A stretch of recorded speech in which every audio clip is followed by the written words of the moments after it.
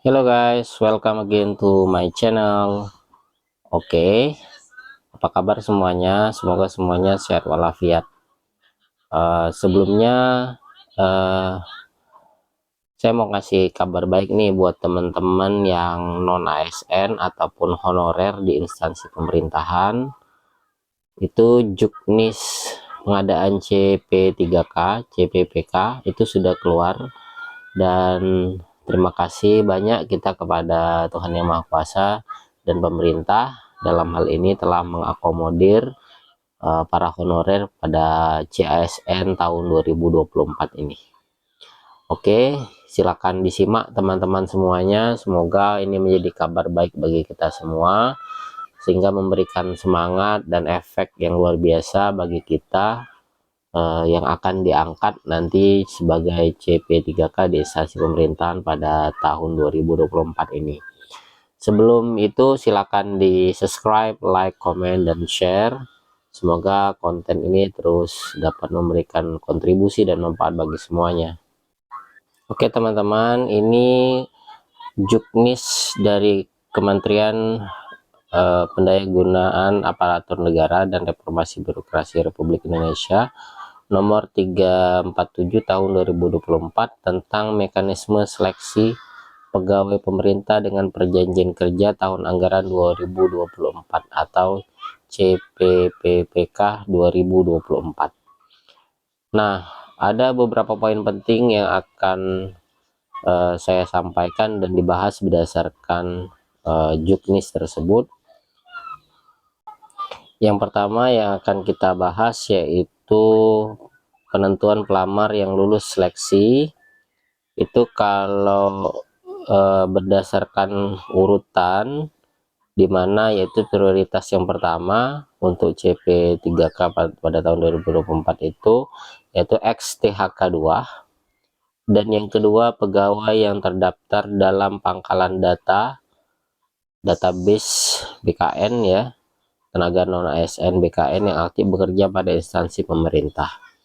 Jadi pada informasi tersebut teman-teman bisa mengecek dan memastikan apakah teman-teman sudah terdata di BKN ataupun belum.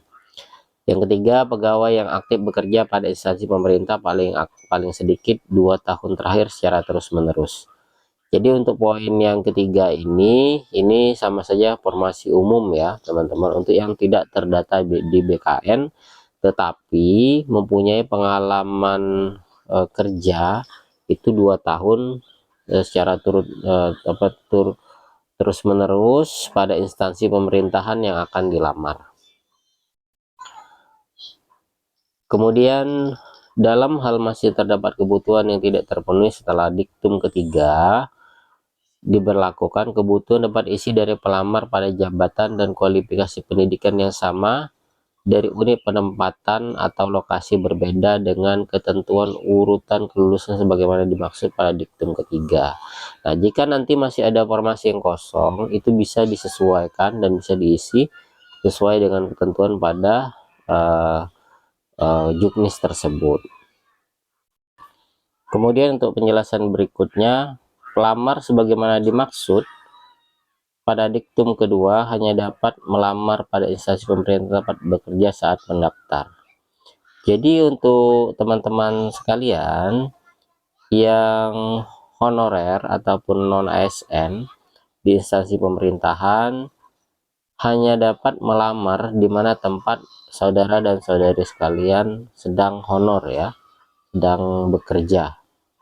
Kemudian kebutuhan sebagaimana dimaksud pada diktum pertama dapat dilamar oleh penyandang disabilitas dengan persyaratan sebagai berikut. Jadi penyandang disabilitas itu bisa juga diisi.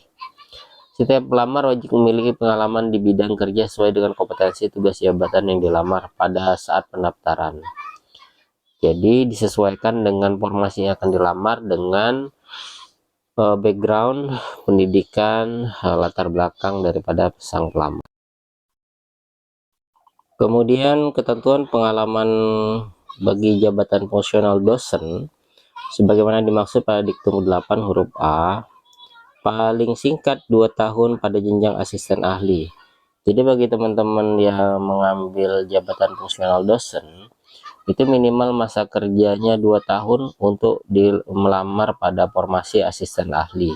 Sedangkan kalau dia lektor atau S3 dia 3 tahun pengalaman, kemudian 5 tahun masa kerja untuk